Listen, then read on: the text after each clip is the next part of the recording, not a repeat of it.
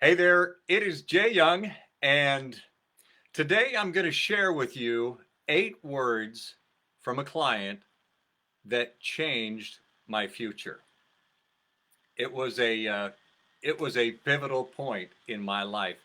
Uh, Yesterday, I shared with you that I would provide some tips about how you could make your clients stay loyal to you for life. You want a sticky client. And I don't mean the kind that, when you shake their hand, you feel like you got something on your hand, right? No, not that sticky syrup kind. The sticky kind that stay with you. They stick to you, right? And how do you make that happen?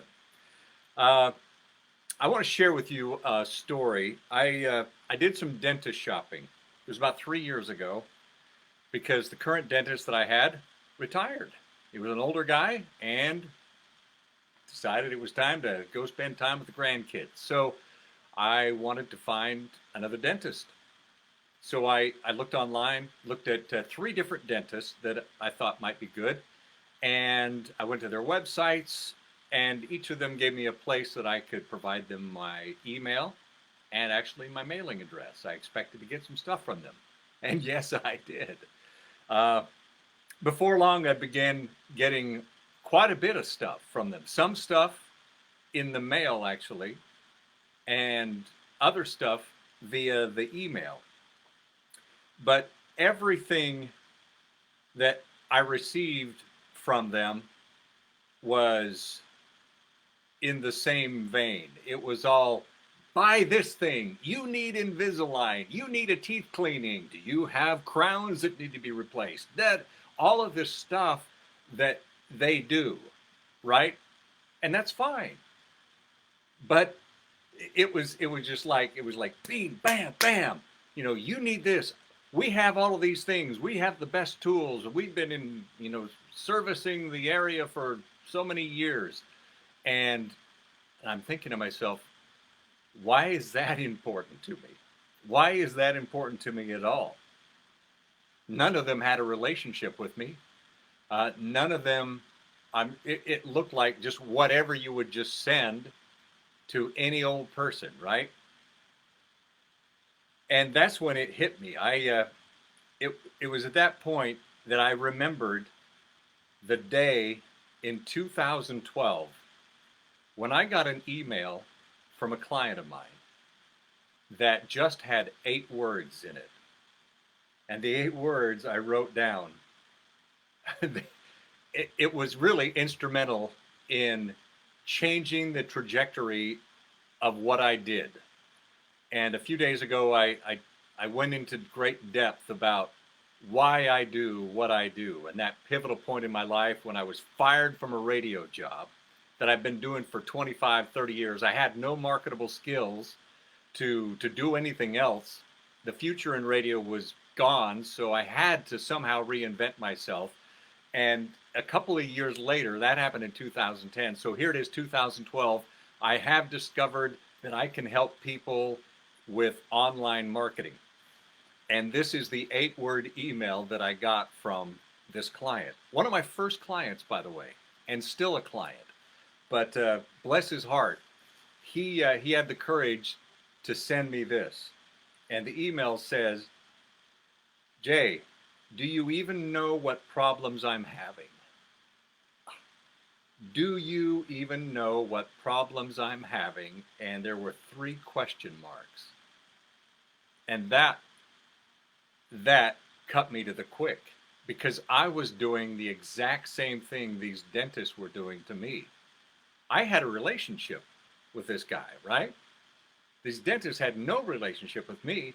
So I this is what I was doing to my client. I was, he'd purchased one service from me, so you need this, you need this. Have you tried this? We offer this, we do this. We're really good at this.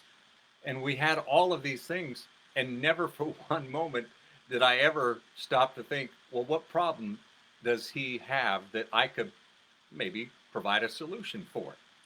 So suppose instead that I get a personal letter from one of these dentists, right?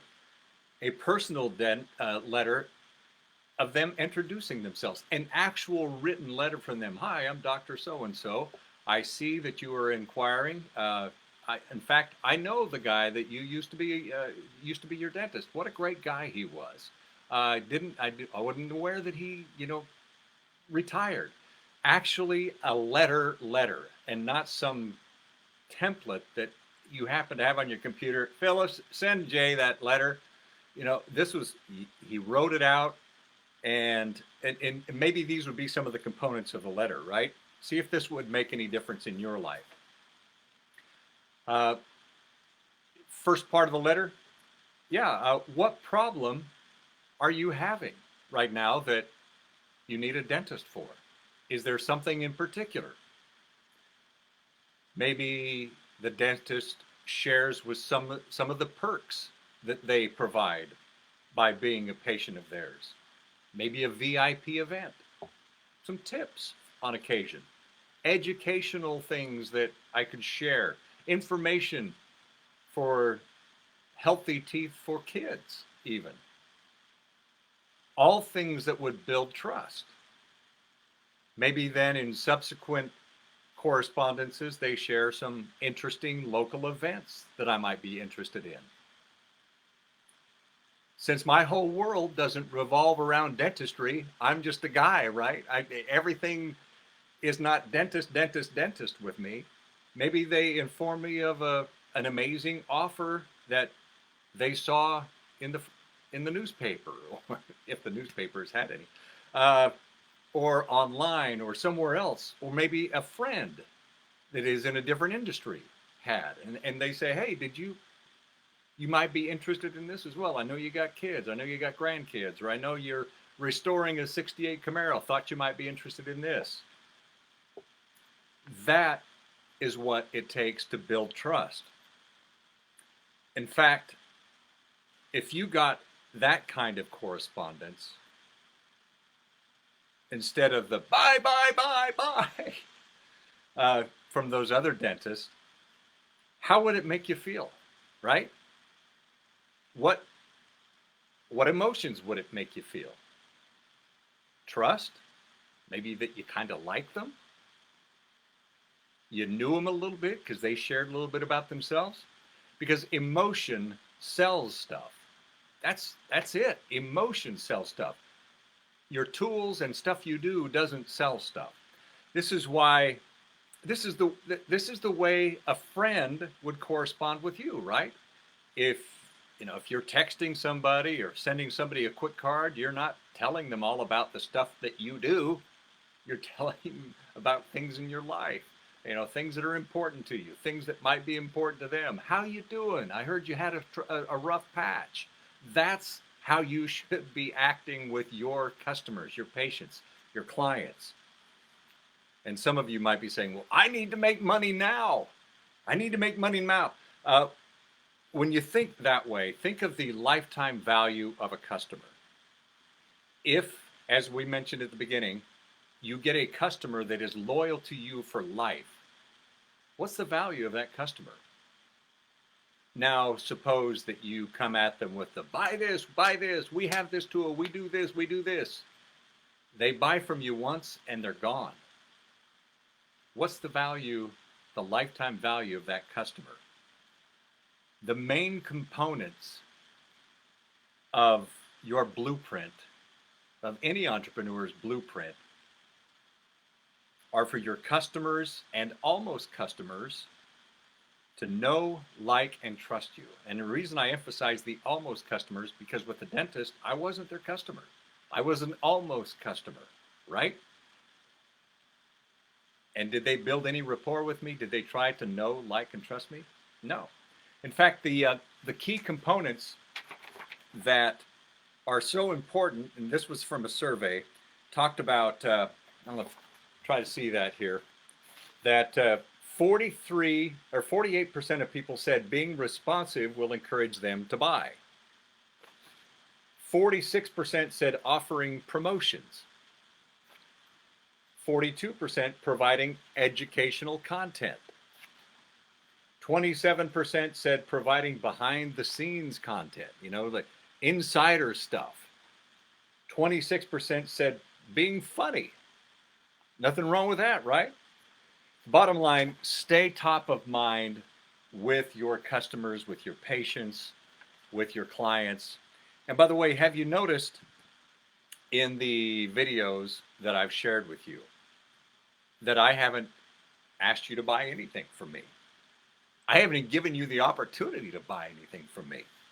But I am providing value, which does build trust, right? You are beginning to know me. You know a little bit about me, my background, some of the things that caused me to do the things that I'm doing now, some of the struggles that I've had and I'm having. I'm not all the way there yet, right? And you're still watching this, so that means you probably are starting to like me a little bit, right? And that's why I'm so excited to be able to share these components with you. The complete blueprint to re-engage past customers and almost customers to generate a predictable revenue stream. That is, it's a huge concept. It's a huge process. And in the coming days, I'm going to dig a little deeper into this blueprint, and share a few other tips, a few other component pieces. As with any blueprint for a home or anything else, there are a lot of component pieces. But when they all work together in unison, it can turn into a beautiful, beautiful project. And that's what I want to help you with in your business, to turn your business into a beautiful project.